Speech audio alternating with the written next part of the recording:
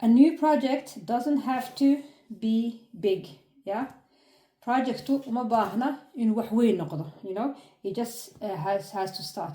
Waxa jirta maahmaah af English ah, you don't need to be great to start, you just need to start to be great. uma baahnid inaad cadiim qof weyn noqoto wax khatar noqoto saad wax bilaawdid waxa u baahantahay inaad bilaawdid saad khatar qof weyn oo faa'iido leh oo fiican noqoto. Somali great cadiim weeye laakiin cadiimnimada Allah is the greatest ilaahum baan u isticmaalaa marka dadku fahmaysiin great waa qof كبيرة أما محترمة عظيمة marka haddaad doonaysid you need to start mar horena ku celceliyay start moving, start small, take few steps يعني tallaabooyin yar qaad bilow waaniga markaas ku yiraahdo. dhowr su'aalood baa isweydiinaysaa. Number 1, how can this help someone? xirfadan aan garanayo sidee dadka u caawinaysaa. waayo waxaad rabtaa clients, customers, dad baa rabtaa.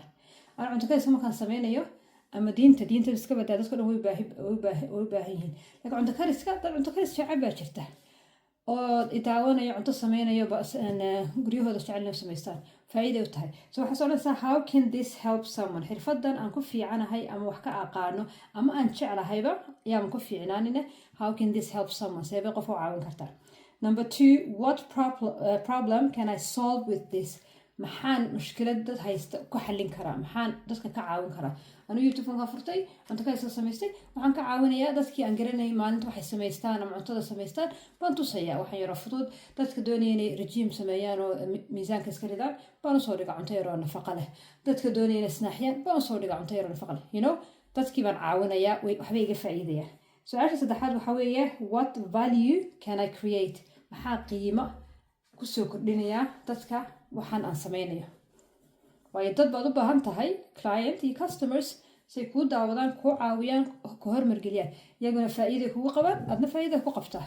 sabab saddexdaas su'aalood isweydiiya.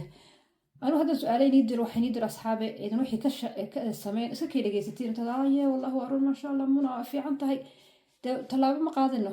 marka su'aalaha istaaji YouTube-ka qor maxay tiri muna how can this help someone? What problem can I solve with this? What value can I create? saddexdaas su'aalood bay dirtay waaniga af Soomaaliya ku sheegay qorta ugu marka isweydiin business-ka aan sameynayo dadkaasi dadkaasaan caawin karaa qiimahaas kusoo kordhin karaa, you know, waana saas sameysaa.